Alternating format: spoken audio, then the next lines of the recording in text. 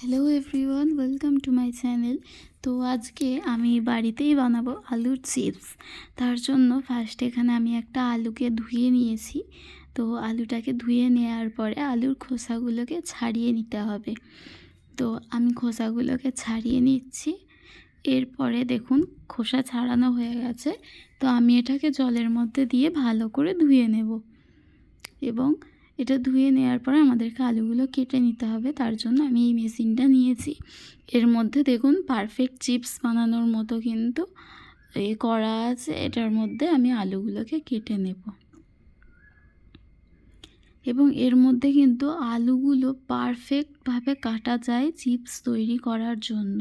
দোকানের চিপস যেরকম শেপের হয় সেই রকম শেপেরই কিন্তু হবে এটা।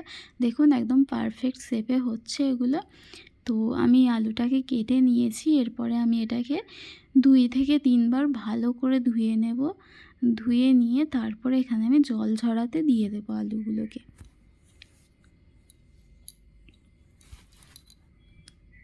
তো সব কটা আলু আমি এর মধ্যে দিয়ে দিলাম। আলুর জলটা একটু ঝরে গেলেই তারপরে এখানে একটা টাওয়াল বা গামছা নিয়ে নিতে পারেন পরিষ্কার। নেয়ার পরে এর মধ্যে আমি আলুগুলোকে দিয়ে দেব শুকাতে। কারণ আলুর মধ্যে যদি জল থাকে তাহলে কিন্তু আলুর চিপসটা আপনারা অনেক দিন রাখতে পারবেন না। তো আলুটা নরম হয়ে যাবে। এখানে আমি আলুটাকে দেখুন ভালো করে শুকিয়ে নিয়েছি।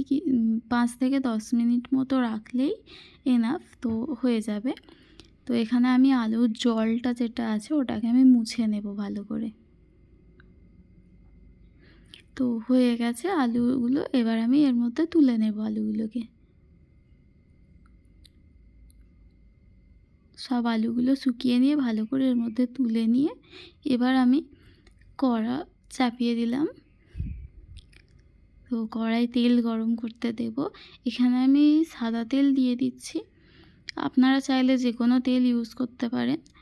তো তার মধ্যে এবার আমি আলুর চিপসগুলো দিয়ে দিলাম।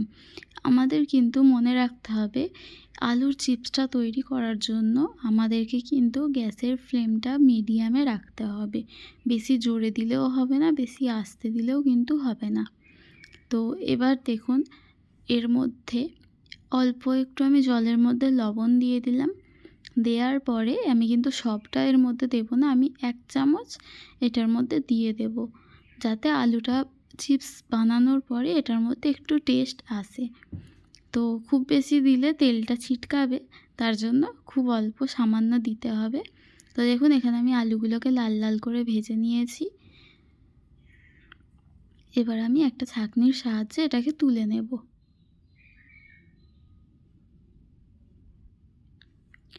তো এবার আমি একে একে সব আলুর চিপসগুলোকেই ভেজে নিলাম, নিয়ে এর মধ্যে আমি তুলে নিলাম।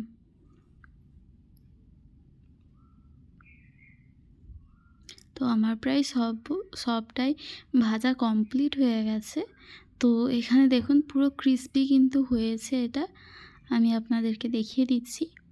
তো দেখুন এটা কিন্তু একদম দোকানের তৈরি চিপসের মতনই হয়েছে। তো এর মধ্যে আপনারা যে কোনো মশলা অ্যাড করতে পারেন।